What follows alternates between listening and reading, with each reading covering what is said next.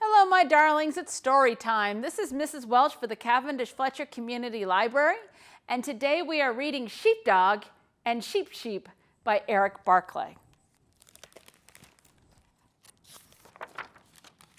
This is with permission of Harper Press. This is Sheep. She loves to dance.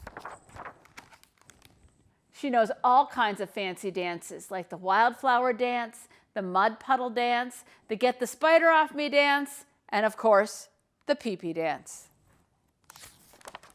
Dancing makes her very happy, and when she's happy, she closes her eyes. And when she closes her eyes, she bumps into things, usually trees. One day, she bumped into something that wasn't a tree. It was someone, a very hairy someone. "Holy begonia," she said, "who are you?" "I'm the sheepdog," the someone replied. "I watch the sheep."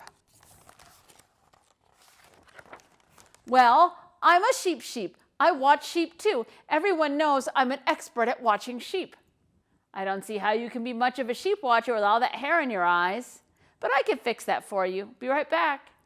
And she skipped off towards the farmhouse.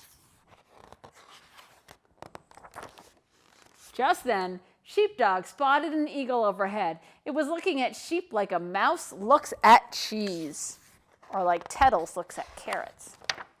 The eagle dived, but the sheepdog told him to vamoose.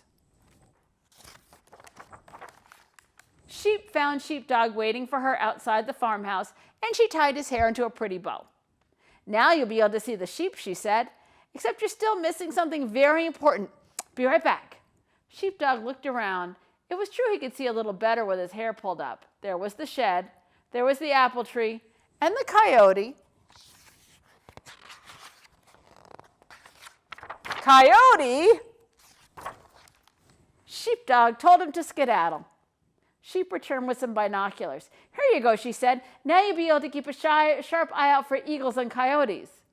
"Now, I don't suppose you have a map under all this hair, do you?" Sheepdog shook his head no. "Well, you're going to need a map so you won't get lost. I'll be right back."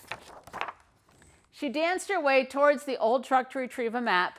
The dance made her happy. She closed her eyes, and because her eyes were closed, she didn't see that. But Sheepdog did.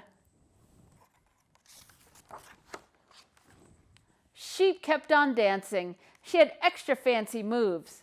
Like most of Sheep's dances, this one ended with a bump on the head. But she meant to do that. Really. She fished the map out of the glove box and handed it to Sheepdog.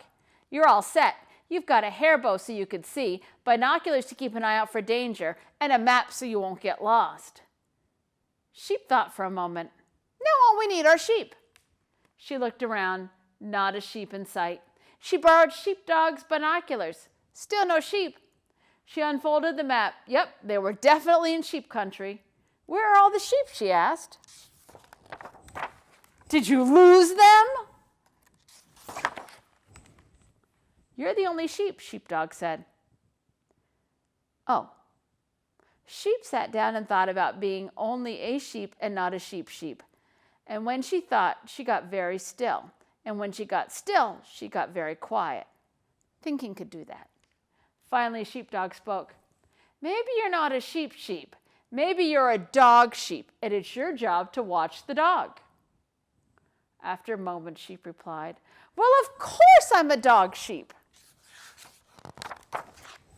Everyone knows I'm an expert at watching dogs."